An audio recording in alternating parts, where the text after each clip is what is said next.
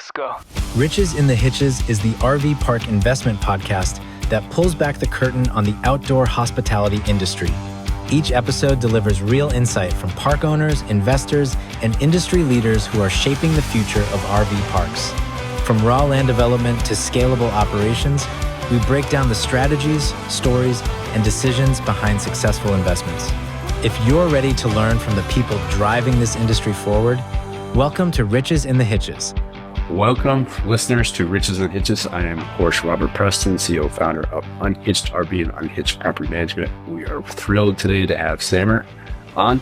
Samer is the owner leader of Nomad and several other parks. Samer, welcome to the show. Howdy, howdy. How are you, Robert? I'm doing well. You and I have spoke quite a bit. If you guys are able to watch this on the video side of it, you'll notice that Samer is a little bit younger than me, which is awesome. So one of the young up-and-comers into the RV industry. Not quite as old as me and not quite as many gray hairs, but I think if you stay in the industry for a while, you'll probably develop at least the gray hair part, if not the beard. So, Samer, welcome to the show. On my head, so. Oh, do you? I'm working my way there. I mean, we both got great hats, so I mean, that's a starting point. Yes, it's important. Samer, how did you get into this industry, right? How did you become a multi-park owner, investor? Just, was this the dream? What happened? How'd you get here today? Candidly, it was not the initial dream. No, I mean, it was not the direction that I saw myself going in. In fact, my degree is in political science. Okay. I was going to politics. And then I really thought about what impacts people's lives. And it wasn't really politics. One of the fundamental things that I thought about a lot was housing and how fundamental that is to people's lives and to like building a good foundation for yourself.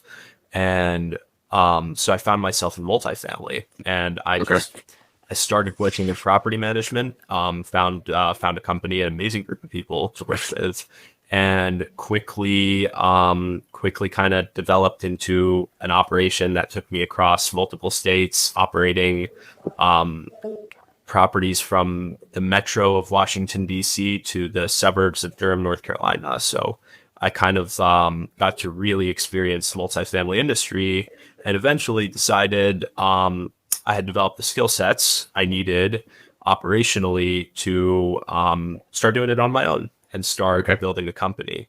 And at that time, wasn't sure how I was going to do it. I wasn't sure what the plan was, but I had connections. I had, built a network of people that was very entrenched in the space, and I ended up. This is in the multifamily space. We're still talking multifamily space. Yeah. At this point, I had basically no connection to outdoor hospitality, right? Yeah. And it was completely not the plan at that time, but I went all in on multifamily. This was around the time that like the bubble around floating rate debt and all of the craziness that's been developing in the commercial space has kind of been throwing the market into chaos, right? So this is probably like 2020 for you, 2020 and 2022. 2020, yeah. 2020, 21, that was this time period. Okay. So I was kind of getting to see the worst of the space, and I saw that as an opportunity. I saw that as an opportunity to get in with Fresh Foods as an operator. And the reality was, like, we were not impressed with the deals that we were seeing, the opportunities we were seeing to buy assets at good valuations and then correct the mistakes that had occurred throughout like the previous 5 years. And so it was becoming a little bit frustrating at the time because we are very risk averse investors, and our mindset is very much protection of capital, and ensuring that we're buying right. Like, that's been something we've stressed from the beginning. And when I say we, by the way, along this journey, I ended up picking up, an amazing relationship that then developed into a partnership with my business partner, Jason Radzik. And Jason kind of brought the financial lens of the equation and wisdom from 25 years in banking in New York to the equation. And then Jason was also in multifamily at the same time. So you and Jason are doing multifamily deals right now. We're trying to find apartment complexes. Exactly. So at this point, we're just looking at apartment complexes, and then pretty suddenly, a broker friend of mine who at the time was also a multifamily broker, but was starting to look at brokering RV parks at this time. And I ended up, he ended up sending me a deal that he had just gotten his hands on. It was a pretty close to the beach, beautiful location. And it was an RV park, and it was a long-term focused RV park, importantly, because at the time, I don't think we would have looked at hospitality the same way we do now. So it was a long-term opportunity, which kind of gave us some interest, right? And we looked at it. We ended up submitting an offer on it and having some serious discussions with them, but we were outbid. And so it wasn't a good opportunity for us, but it was the first RV park that we ever looked at. And that kind of got me thinking, like, man, this is a good opportunity. This is a good deal. And it didn't seem like it was very streamlined in that it wasn't commercialized like multifamily had become. And so I just kind of went researching. And I went, and the first thing that I did is I went on a road trip, and I went and stayed at, I want to say, over 70 RV parks. Over the course of, I say stayed at, forgive me, I meant visited over 70 RV parks. This is like a drive-through, pull in, check it out, walk through, yeah, and back out a couple hours later. If the owner was around, I was talking to the owners. And so, so you're driving for dollars. I mean, basically trying to find some deals. Yeah, basically. But, well, no, it wasn't trying to find deals at the time. It was purely research focused. And that's why, so the owners, and this is what really attracted me to this space, the people in this space are very kind people. I have not met anyone in this space that has been unpleasant to deal with. And people are very, like, here we are. You're an RV park owner. I'm an RV park owner. And we're having a great conversation with each other, right? And I think this space is very much like that. And it's very much, open to conversation. So a lot of these owners, I told them very straight up, listen, I love the idea of RV parks. You clearly own a great location. I would love to talk to you about it. And they'd give me a half hour of their time. And I just was trying to pick up data, because one thing in our space that you and I both know is a pure lack of data about anything out there. And that kind of led us to start saying, okay, we want to seriously consider this. And I would say, like, 3 months later, 3 months of research later, we actually created the Nomad Company. And that was at the beginning of 2024. That was about January 2024 that we created the Nomad Company. And then after that, it took us about 8 months to find a deal that made sense for us as our first opportunity. So we bought our first property, which is Little River Campground in Alabama. And it was at the time a 64 unit, 64 lot RV park. And it was mostly long-term focused. And that kind of opened us up operationally. And then today we're buying location number 2, and that's the present. Oh, well, that's something we'll dig into here shortly. I'm excited to hear about the new deal. But before we go too far, it's fascinating how many, because my story is very similar, right? Doing multifamily stuff, doing MH stuff, flipping houses, doing things. And it's fun, decent money, probably not the most enjoyable. And then in my instance, was actually a friend, one of the guys, one of our partners here, sends me a Facebook listing of this like small 32, 36 unit park. It's just like a Facebook thing. And it says, if you're interested, call this number because my uncle owns it. And he doesn't have Facebook, right? And so that becomes our first park after researching and thinking about it. And then, so on and so forth down the road. Now I think like 25 parks, right?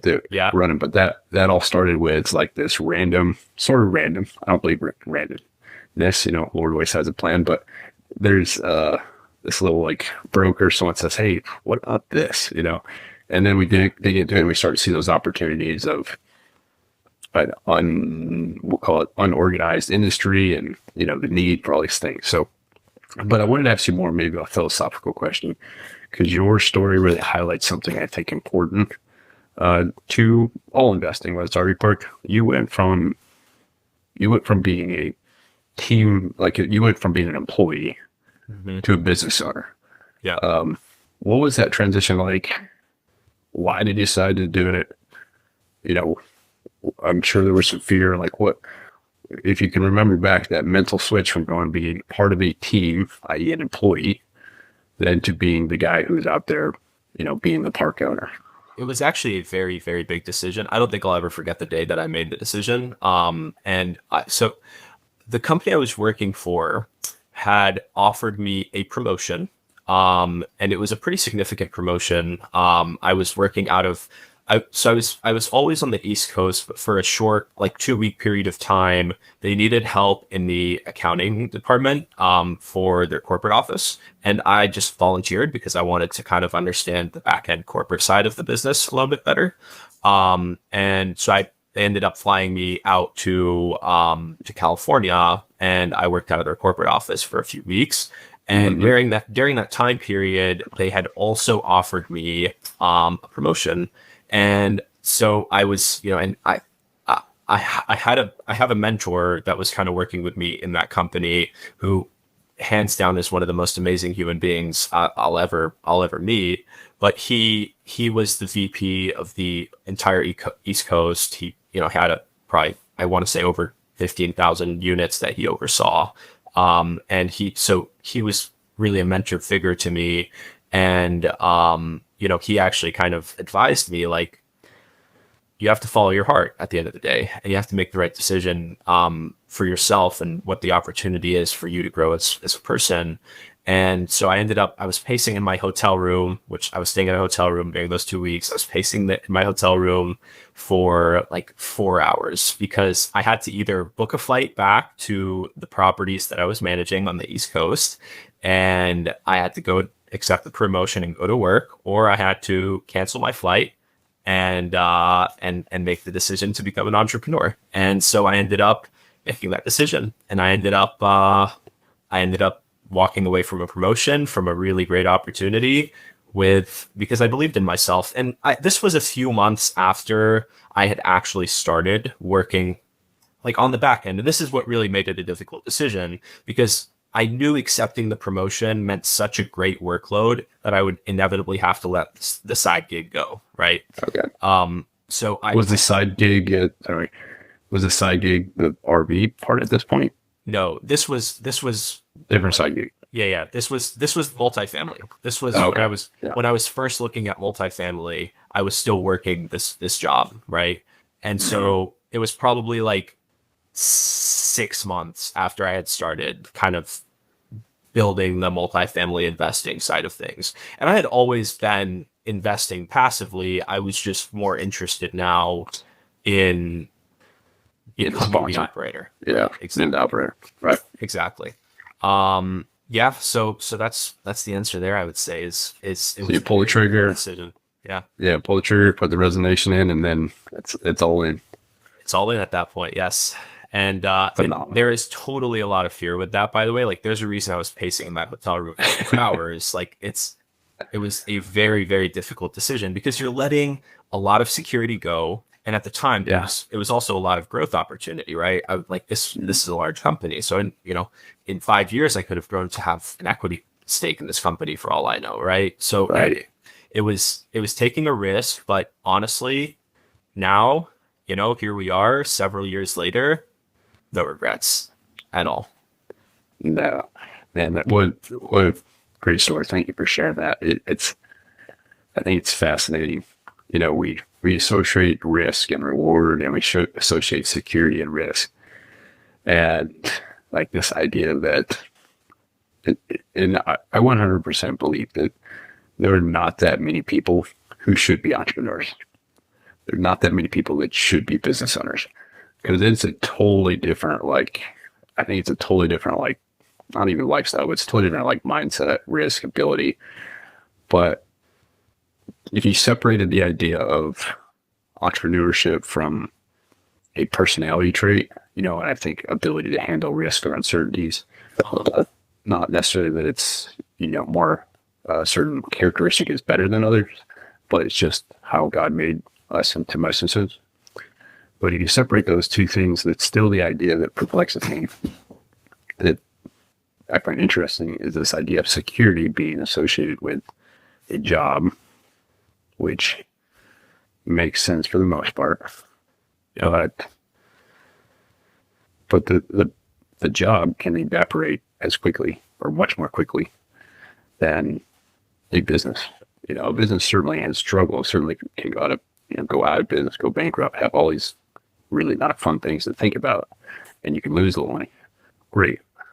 But that's at least in your control, where as as an employee, the boss can change his mind the next day. I think I would summarize the answer to that very simply in that it's the security of responsibility, right? The security in a job is that you are not the sole party responsible. You are not the ultimate decision maker, right? Where I think that what keeps most entrepreneurs up at night is I have to make these decisions. And I think that requires us to be very efficient decision makers and not to waste time dilly-dallying around making big decisions. But I think, it's very easy in a job to defer responsibility, right? And that's not to say, by the way, that you can't be a very responsible, very good employee. You totally can. But it also means that at the end of the day, you have a boss and you have someone you can depend on to make difficult decisions, right? And it helps you sleep better at night. That's the security. Ultimately, I think we have to ask ourselves, like, how well do we sleep at night? And for the first 12 months, I did not sleep very well at night. And then after that, once things became more clear, once the path and the operations became more sustained, then you sleep good at night, Yeah. Well, that is a great segment. Let's transition a bit over to you switch from multifamily to RV campgrounds investing 2024. Most people say not the greatest year for campgrounds, both from occupancy rates, etc., and from deal flow. I think it was like one of the lowest volume transaction years. 8 months. Yeah, in history. It took you 8 months to find a deal. So let's just talk a little bit about, your perspective. What have you seen from the general market from that time you started, the time you bought the property, and then, very excited to dig into the new property. What's happened since property number 1 to property number 2? What do you see in the market? What's your thoughts? What's happening? Totally. I think there's 2 categories of sellers in the marketplace right now. And because they are the only 2 categories, it has made the market very, very difficult to transact in. There's either category A, which has generally been multi-park owners, right?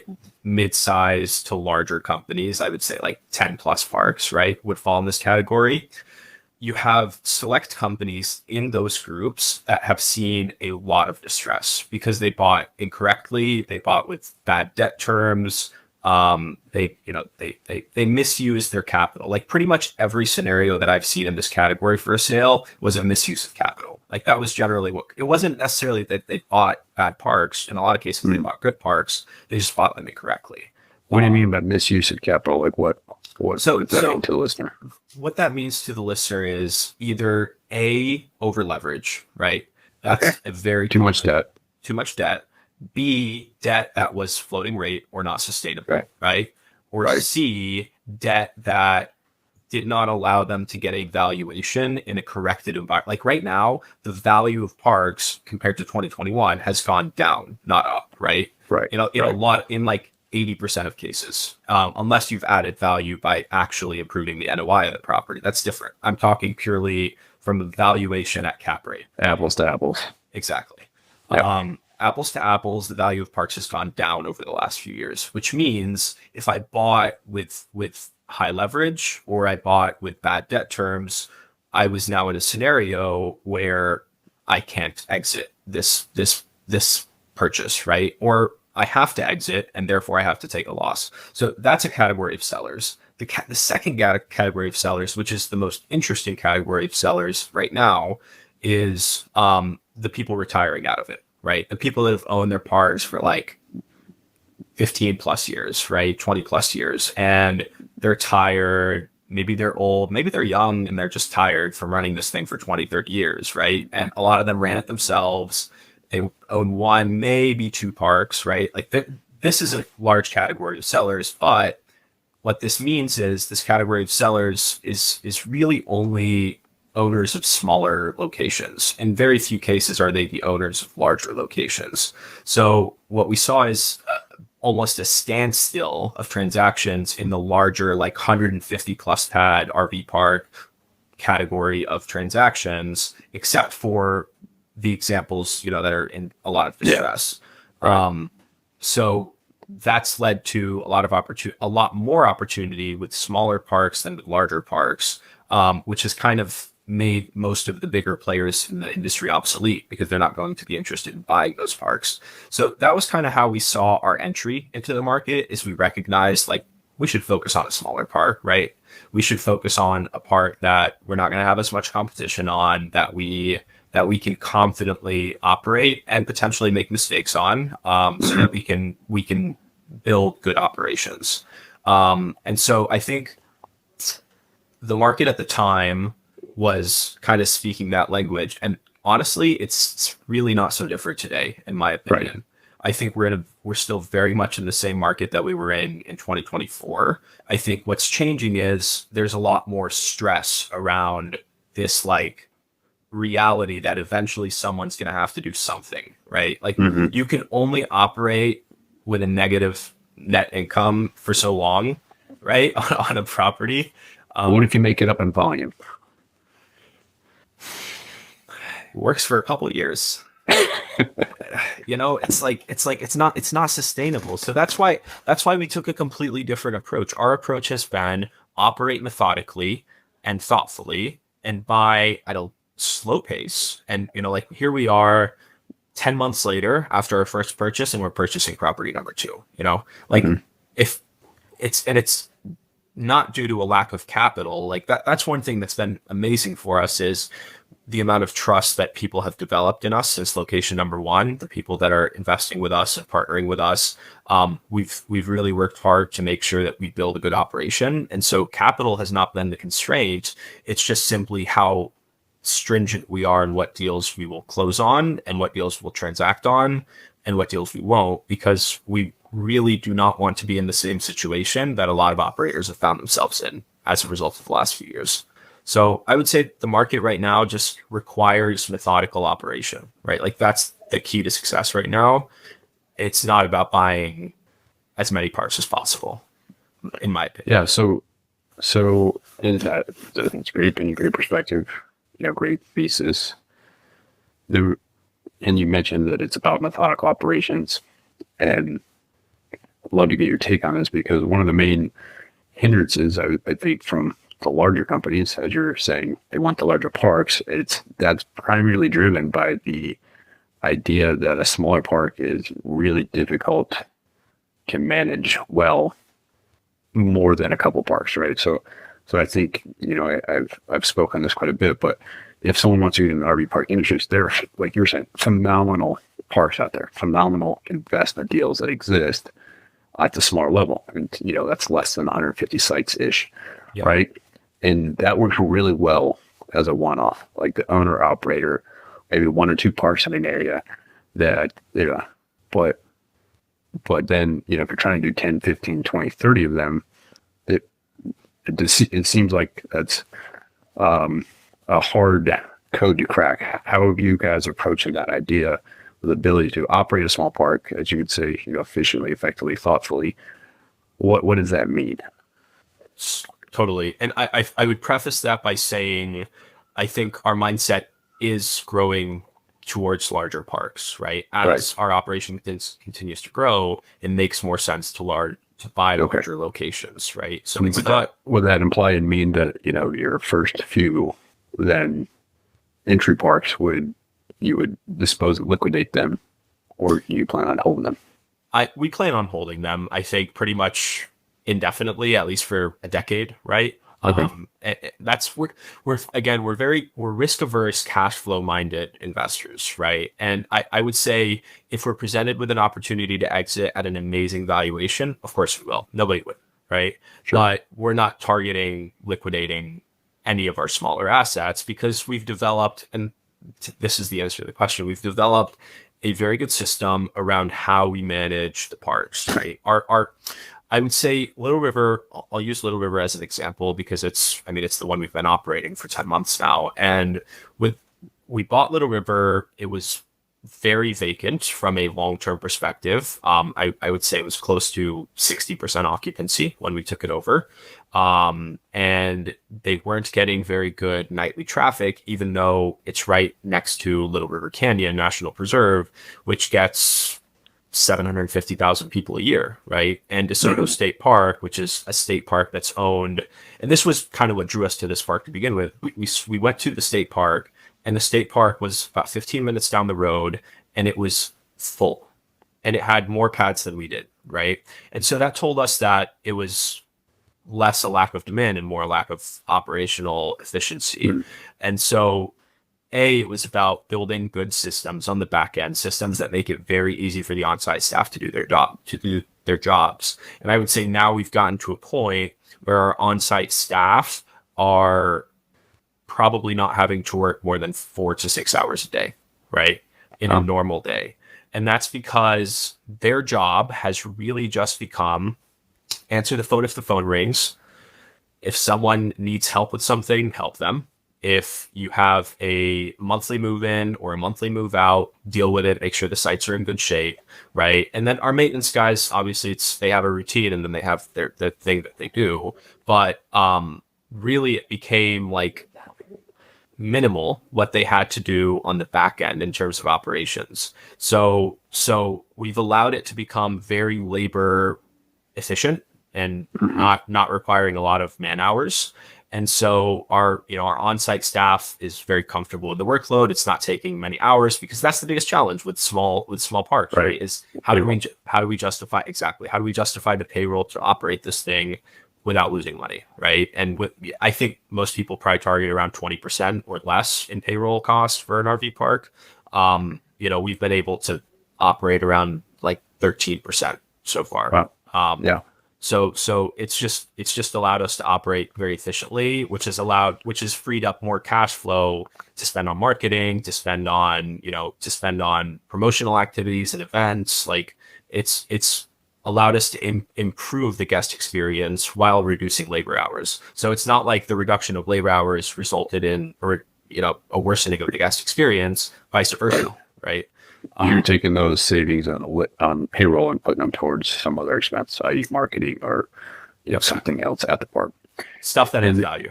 Yeah. Yeah. And so, at Little River, is that model, like this idea that you're executing, is that predicated on that the vast majority of it are more of the monthly stays, or is there a large transient nightly retail component?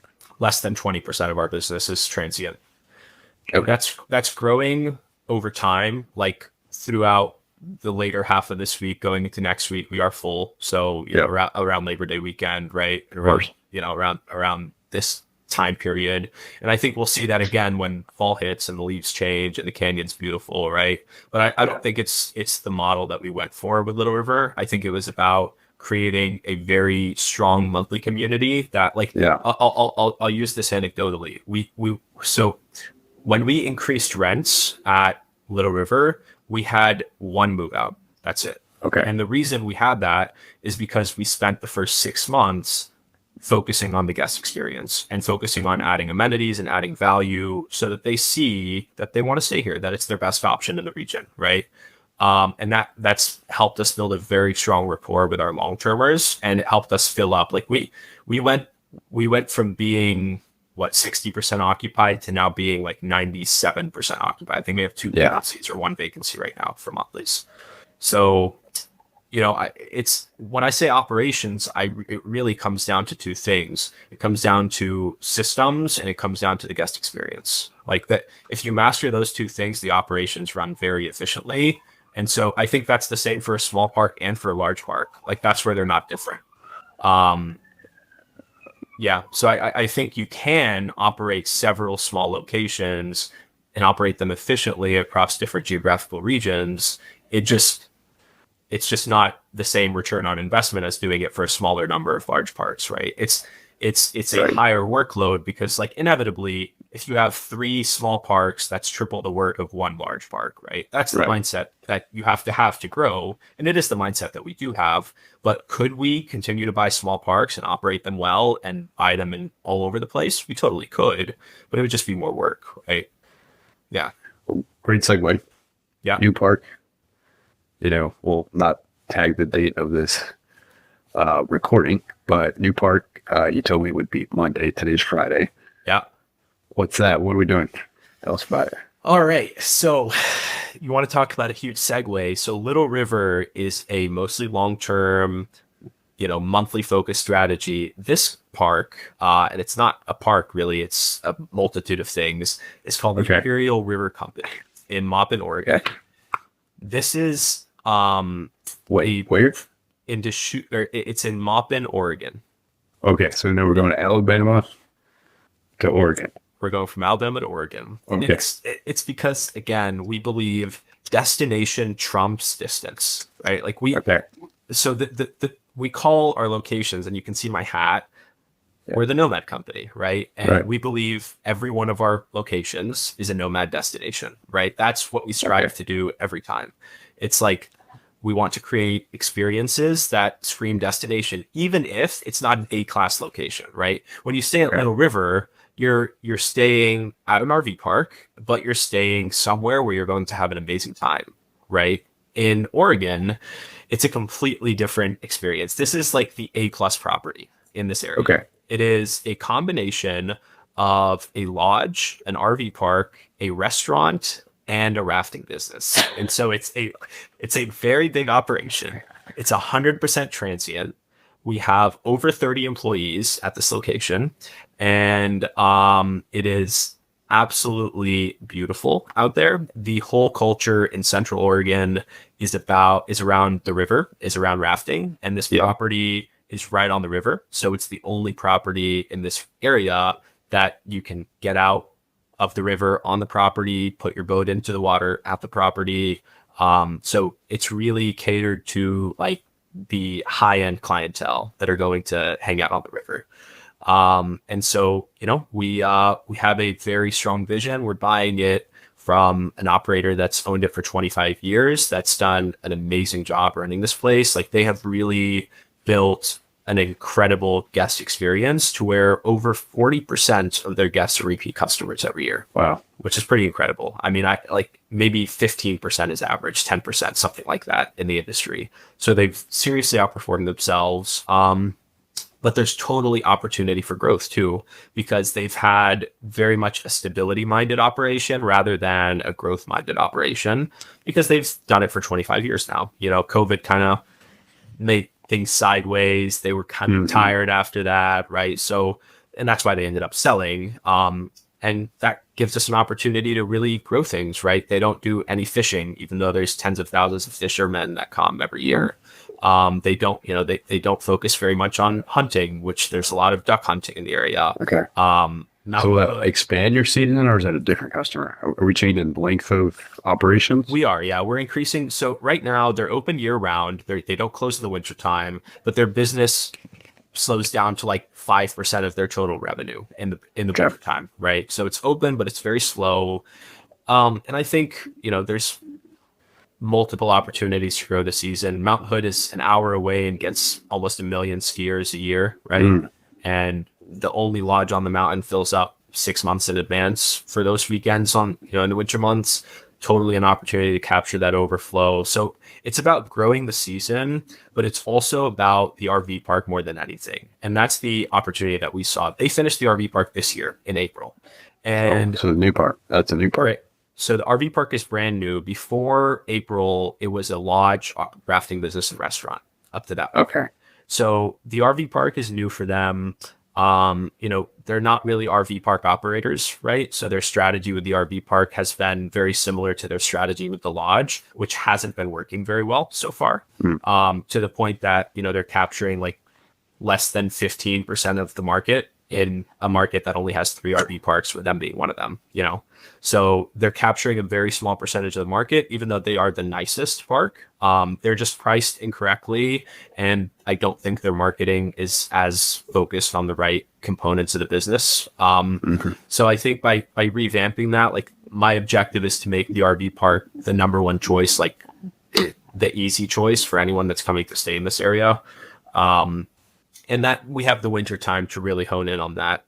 But yeah, so we what makes this feasible, and the big question here is, how the hell are you going to operate this operation in Oregon when, I'm Tennessee based, as you know, and, our other locations in Alabama. And I think the answer is in our people, right? It's in the staff. We have an amazing general manager, an amazing operations manager. That's coming with the property that they're currently working. Yep. Yeah. Okay. We've been very impressed by their work. And so, by retaining them and just retraining them to have more of a growth-minded approach going forward, I think we're going to be able to continue operating it very, very similarly to how they've been operating it up to this point. And so part of our advantage through this whole process is that I am a very, very nomadic person myself. I have an RV. I spend a lot of time traveling on the road. And I'm going to go stay in Oregon for at least a month or two when we take over, set up the processes, get everything rolling. And then after that, I plan to visit monthly, regularly. Yeah. And I'm able to do that because of the lifestyle I've kind of built for myself. And yeah, so we feel very confident going into it, but we have a ton of work ahead of us, to implement all the ideas that we have. And we probably won't buy another location in the next few months unless something great pops up, right? If we're very happy with it, if it's something we feel we can operate, we'll buy something else in the next few months. But really, we're going to just focus on running this new location, right? That's our next 6 months, hopefully. Well, that's very exciting. I pulled it up and picked over your company. I'm just Googling it right now. Yeah. Looking at it. It can't get any more pretty than that, No, you can't. What a beautiful location. Pretty incredible. And my first visit there, so along the river, there's a segment that's, it's very hard to describe, but there's a train track that goes between the valley, and it goes into the mountain. And I was with the seller of the property. We were kind of touring the area, and we saw a train coming. He was like, "Man, in 25 years, I've never gotten to see a train go through the tunnel right here." Most picturesque scene you'd ever imagine. It's like straight out of a movie. But I'm sure listeners on the podcast, you can go look at it. But we're talking like there's bar, restaurant, that's a business. Yes. There's the rafting company, that's a business. There's the hotel lodging, that's a business. And now the new RV park, that's a business. I'm sure there's probably some other stuff here I'm not capturing. That's the gist of it. Yeah. So how do you look at a deal like this? It's essentially 4 businesses wrapped in one. What's the underwriting, kind of thought process? Are you evaluating separately, combine those values together? The less exciting, it's beautiful pictures, but what's the nuts and bolts on how to actually pull a deal off like this? That's on the surface, because we've operated rafting companies before, managed them and restaurants, all this other stuff. And on the surface, oh, cool. It's a business that serves people that come here. They do fun stuff. But when you're the owner on the backside, you're running at least 4 different businesses, probably, unfortunately, 4 or 5 different POS software, tech stacks for the, because the management system, the reservation system you need for rafting is significantly different than the reservation system you need for RV. Even though you think it's similar, but it's way different on, that. Same for, the restaurant stuff. So what's kind of the back end side of that? How did you guys evaluate this deal and say, hey, let's do it? Yeah.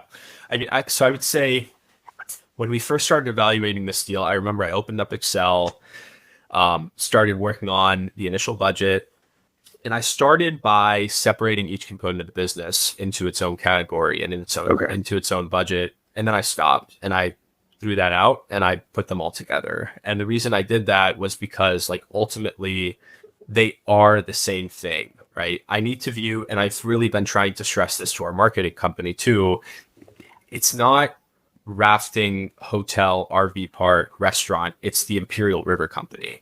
And it is the package experience, right? I want to sell customers the package experience, right? That's how you create security for the restaurant by making sure that all of the people that are staying there are going to eat at the restaurant, right? And you maximize the rafting by making sure everyone that's staying there is going rafting with you. Right now, they're capturing a very, very, very small percentage of the rafting business, which would surprise you because they're the number one location for rafting. And so I think, that's because of pricing. They're more than double the price of their competition, which was a stretch, in my opinion.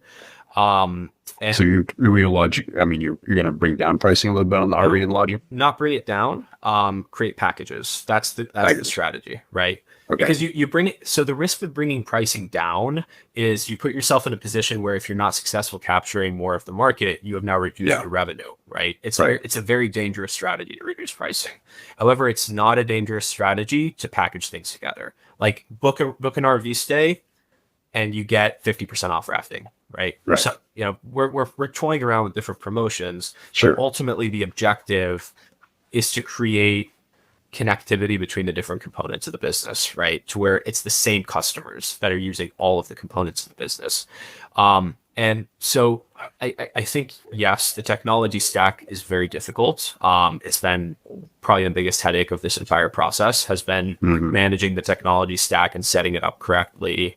But I think once we get past that, which I would say we're pretty close to getting past that component and getting things functional, I think then the operation will be about the people, right? And making sure that the people that we have are doing their jobs well and that they have a good understanding of how to best utilize these systems. And if we can achieve both of those things, I think the operation will run very smoothly. And really from an underwriting perspective, to kind of go back a little bit, I combined them because I view the revenues as tied directly together, right? I view the revenue from the lodging as directly corresponding to a growth or decline in revenue for the restaurant. Because again, this is a small town, right? This is a tourism centric area. You have 3 or 4 restaurant options, right? It's not like we're competing with dozens of businesses. We are the A-class option. If you're staying in Maupin to raft, if you're coming to Maupin to raft, like if you want the nice experience, you're coming to Imperial, right? That's really the brand. So I'm curious. So like kind of maybe dig into the specifics of that in an underwriting performer thing I'm just, simplifying this, but does that look something like, hey, you're driving restaurant projected revenue off of an occupancy rate at the hotel and maybe RV, and that looks something like, hey, for every guest that stays on the property, we're expecting them to spend $25 a day at the restaurant and X number of dollars rafting, and then is that the driving formulaic component? Would be occupancy at the hotel at RV. Yeah, so it's a combination of that and historical numbers, right? Obviously, we have to base projections on historicals, in my opinion, just to hedge against because listen, the reality is when you're in a tourism business, you have to be prepared for the possibility that you're going to be down 20% this year. And when that happens, like in a COVID scenario, right? When that happens, you also need to be able to control the expenses, right? And that's another key component is how do we manage our spending?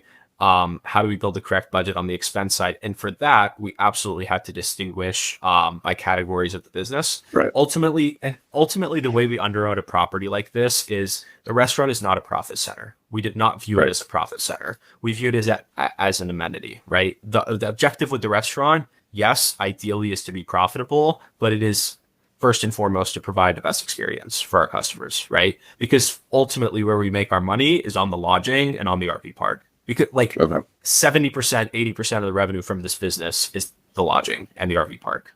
Right? So where's the rafting fall into that? Is that amenity or is that a revenue source? The rafting is very profitable as an expense ratio business because our cost is generally under 50% on a rafting trip, right? Right. And so the rafting is a revenue generator. In fact, that's a key part of growing from a marketing perspective is we need to grow the marketing around the rafting. More people need to know about it.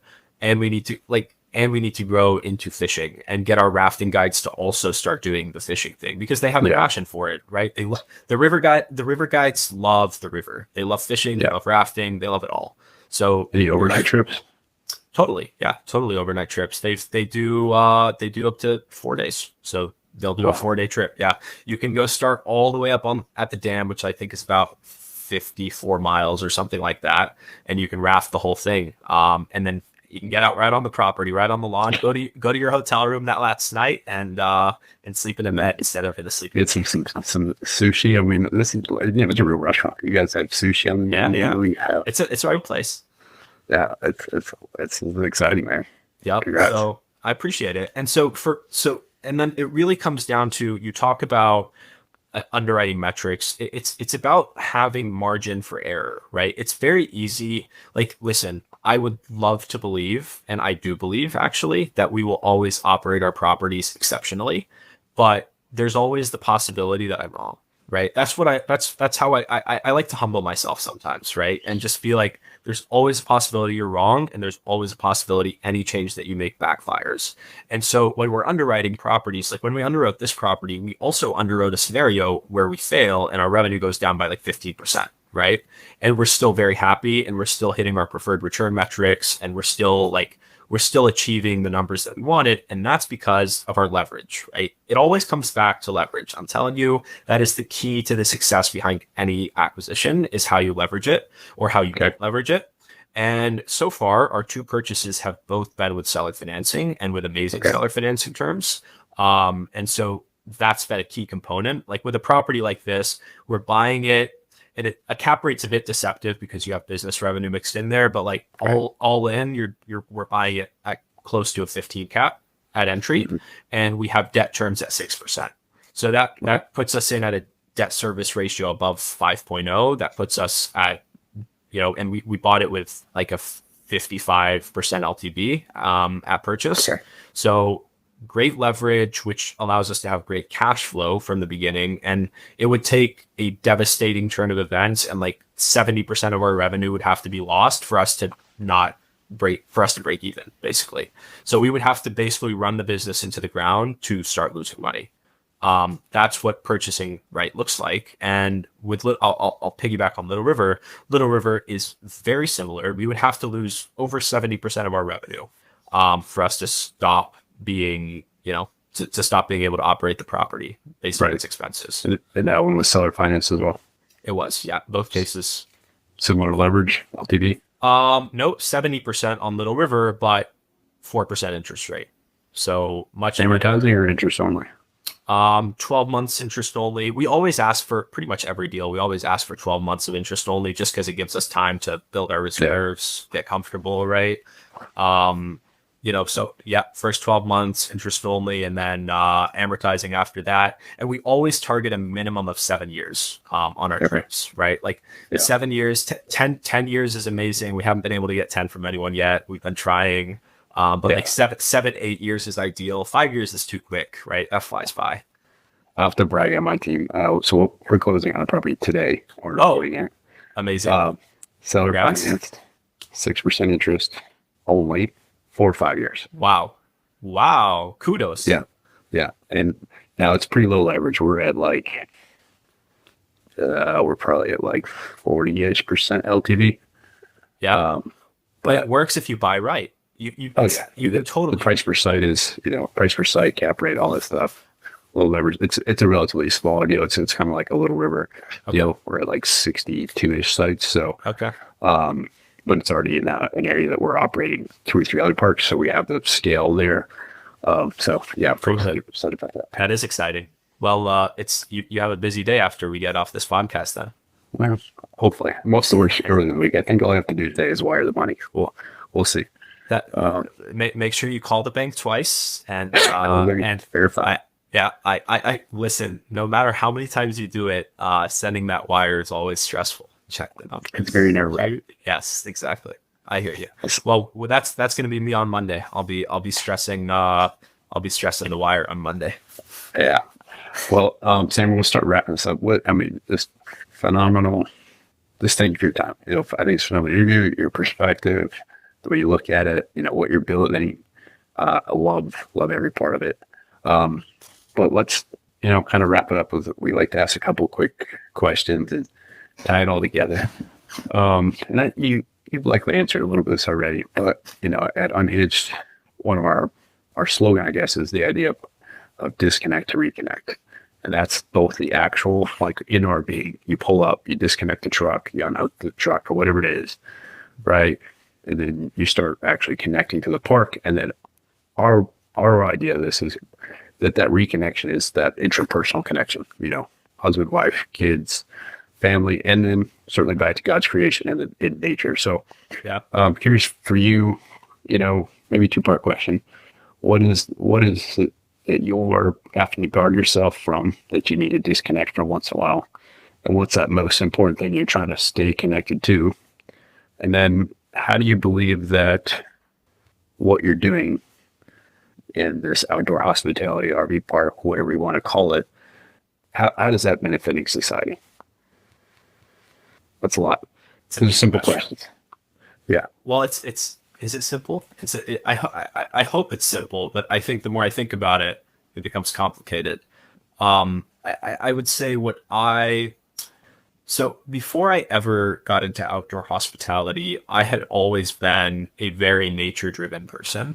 Like I was in Alaska, for a backcountry expedition recently. I am going to climb 3 mountains in a few days. I'm constantly on these nature centric trips, and it's an attempt to disconnect from the hustle, right? I think that's what I always chase when I go out to nature. It's an attempt to really be in a raw state of human experience, right? Because when you have nothing but yourself and nature around you and maybe some buddies that share the same mindset, right? Like it's a very pleasant experience for self-reflection and for thinking objectively about what matters most in life to you as an individual.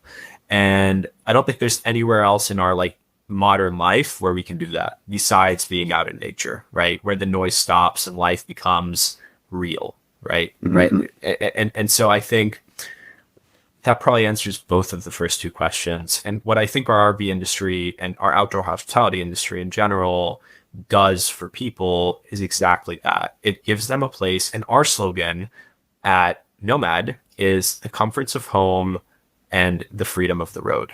That's what we are about, right? It's about having the freedom to explore what really matters to you in life, but having the comforts that we're so used to, because we live in a modern world and we live in a society that yearns to disconnect from the hustle for a few hours or a few days. But we've gotten so used to these creature comforts that we tend to talk ourselves out of doing it sometimes, right?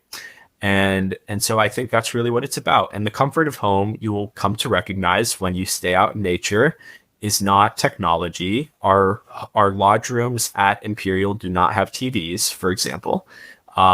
It's not about technology. It's not about it's really about feeling secure, right? That's one thing we care a lot about at our locations is we want you to feel like you're staying in a place that you're comfortable in. And then number 2 is the ability to connect with people around you, right? That's why I think we're social animals. I think it can be depressing sometimes if you go out into nature and you're alone, right? You might not enjoy that for very long. And I think being around people that you enjoy their company in a place where you can have a campfire, where you can talk about life, that does so much for us as human beings, right? It's really therapy. It really is. Phenomenal. Thank you, Simmer. Nomad, Imperial River Company. Thank you, Robert. Little River RV Park. Yeah.